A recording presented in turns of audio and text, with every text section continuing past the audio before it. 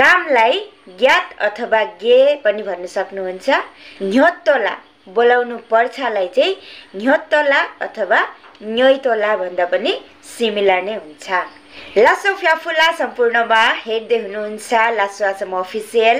आजको भिडियो चाहिँ विशेष गरी हाम्रो आखेमाम, आसेङाङी, आगुआसु, आबेनामेनहरूको लागि रहेको छ, जो चाहिँ दिनरात नभनिकन आफ्नो घरबारीमा सङ्घर्ष गरिराख्नुहुन्छ र उहाँहरूको कामको केही सेन्टेन्सहरू लिएर चाहिँ उपस्थित भएको छु।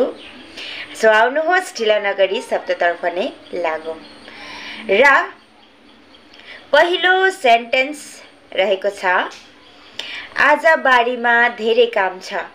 आज बारीमा धेरै काम छ लाई चाहिँ तामाङ भाषाबाट तिनी वारारी लानन ज्ञात मुला।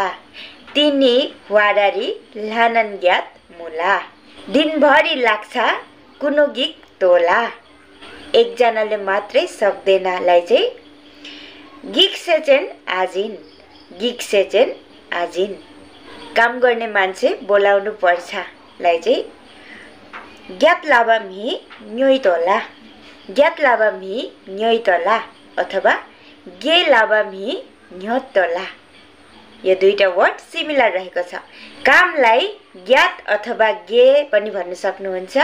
अनि न्योत्तोला बोलाउनु पर्छलाई चाहिँ न्योत्तोला अथवा न्योइतोला भन्दा पनि सिमिलर नै हुन्छ। यो भिडियो पहिलोचोटि हेर्दै हुनुहुन्छ भने चाहिँ सब्सक्राइब गर्नु नबिर्सिनु होला है त।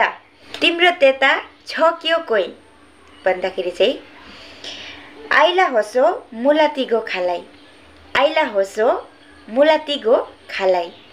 आइला होसो तिम्रो त्यता छ क्यो मुलातिगो कोही लाई चाहिँ खालाई। आइला होसो मुलातिगो खालाई। तिम्रो त्यता छ क्यो कोही। मौखिक भाषाहरू हामी चाहिँ यस्तै प्रकारले बोल्ने गर्छौँ।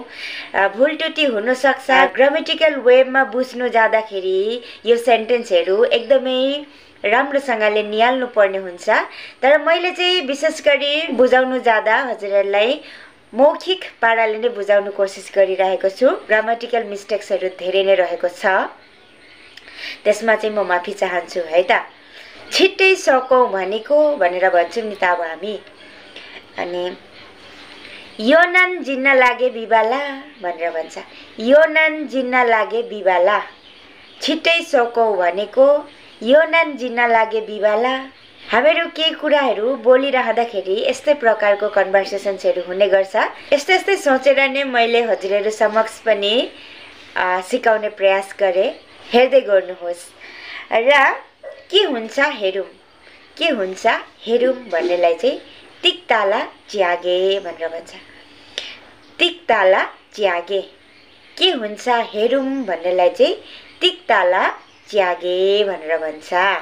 आउने हप्ताबाट पत्ता पनि टिप्नु छ भन्नेलाई चाहिँ खाबा निस्रे आन्छे लाप्ते नुन थुबारी मुला।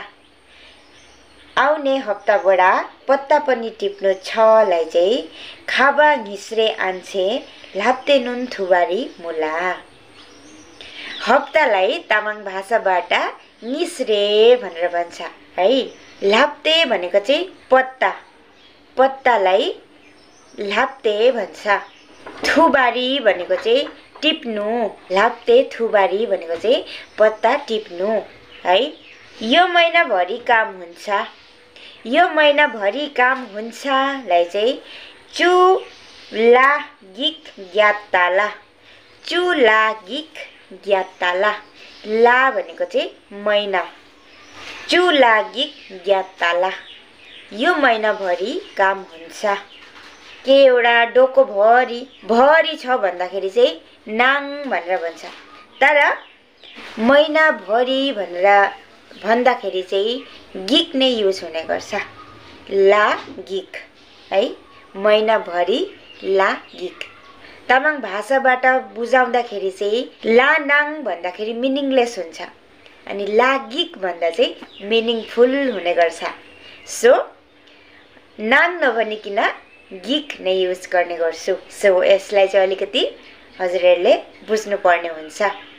त्यहाँदेखि चाहिँ फ्री हुन्छु त्यहाँदेखि चाहिँ फ्री हुन्छु होजु आन्छे जा राङतान ताला होजु आन्छे जा राङतान ताला होजु आन्छे जा राङतान ताला राङतान भनेको चाहिँ फ्री आज मैले डिक्सनरीबाट नै यो शब्द निकाले राङतान भनेको चाहिँ फ्रीलाई भन्दो रहेछ फ्री वर्डलाई चाहिँ तामाङ भाषाबाट राङतान भनेर भन्दो रहेछ है यो सेन्टेन्सले बुझाउन खोजेको चाहिँ अब समय पाउँछु भन्नु खोजेको दुई स्याप्ला भन्दा पनि हुन्छ त्यहाँदेखि चाहिँ फ्री हुन्छु भन्नेलाई चाहिँ त्यहाँदेखि चाहिँ समय पाउँछु पनि भन्न सक्नुहुन्छ नि त हजुर आन्छे जा दुई स्याप्ला भन्दा पनि सही नै हुनेछ सो गाइस अब चाहिँ हामी अन्तिमतर्फ पनि आइसकेको छौँ र अब अन्तिम सेन्टेन्स चाहिँ सबै काम सक्यो भने शान्ति हुन्छ सबै काम सक्यो भने शान्ति हुन्छलाई चाहिँ मक्कन ज्ञात जिन्जी विषम छिबा ताला छिबा भनेको चाहिँ शान्ति सो बुझेर प्रयोग गर्नु होला यो शब्दहरूलाई सो आजको एपिसोड के कस्तो लाग्यो हजुरहरूलाई माया सपोर्ट गर्नु होला र यति भन्दै अर्को एपिसोडमा भेट्ने नै छौँ आजको लागि चाहिँ लास्ट फ्याफुल्ला थुजुसे